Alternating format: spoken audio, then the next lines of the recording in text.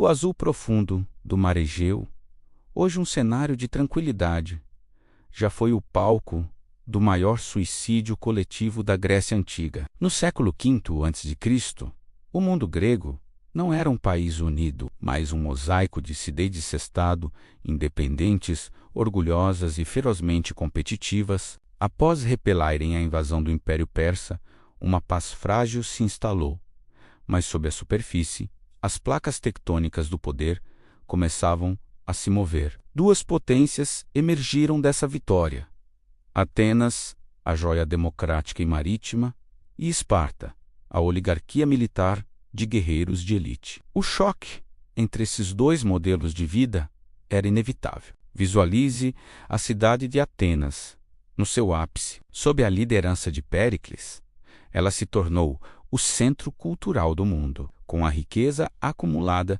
pela Liga de Delos, uma aliança marítima que gradualmente se transformou em um império ateniense. A cidade construiu o Partenon e financiou as artes. No entanto, essa hegemonia gerava um medo crescente no Peloponeso, a península ao sul, onde Esparta reinava suprema. Para os espartanos, Atenas não era apenas uma vizinha próspera, mas uma ameaça expansionista que precisava ser contida antes que toda a Grécia se tornasse sua colônia. Considere a configuração do conflito que eclodiu em 431 a.C. Não era apenas uma guerra terrestre ou naval, mas uma luta de exaustão entre um elefante e uma baleia. Esparta possuía o exército terrestre mais temido da história, capaz de esmagar qualquer oposição em campo aberto. Atenas, por outro lado, detinha uma frota de trirremes sem paralelos e muralhas impenetráveis que ligavam a cidade ao seu porto, o Pireu. A estratégia inicial de Péricles era simples, mas controversa: abandonar o campo, trazer toda a população para dentro das muralhas e confiar no suprimento vindo pelo mar. Pense no sofrimento dos camponeses atenienses ao verem, do alto das muralhas, suas plantações de oliveiras sendo queimadas pelos soldados espartanos. O plano de Péricles exigia uma disciplina de ferro, mas o destino interveio de forma cruel. Em 430 a.C., uma praga devastadora entrou pelo porto e se espalhou rapidamente pela cidade superlotada.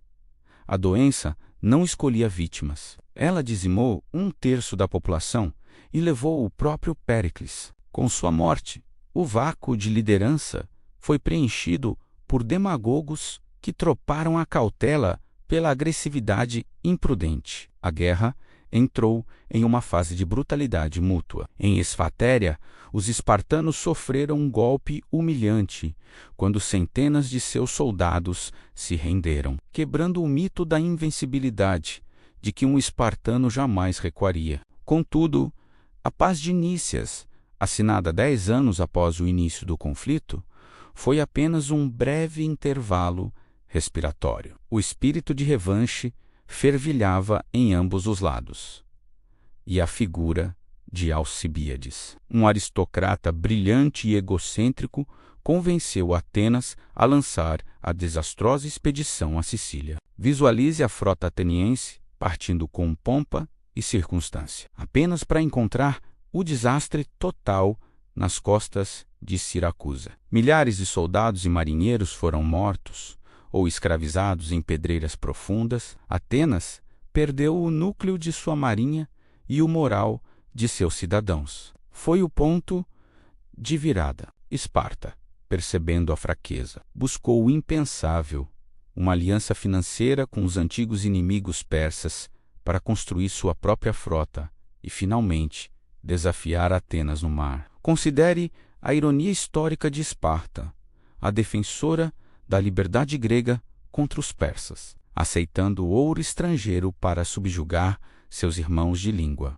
Nos anos finais, a guerra se deslocou para o Helesponto, a rota vital de suprimento de grãos para Atenas. Na Batalha de Egospótamos, o general espartano Lisandro capturou quase toda a frota ateniense Em um ataque, surpresa, sem navios, sem comida e sem aliados, as longas muralhas de Atenas finalmente foram derrubadas ao som de flautas, sob a crença de que aquele dia marcava o início da liberdade para a Grécia.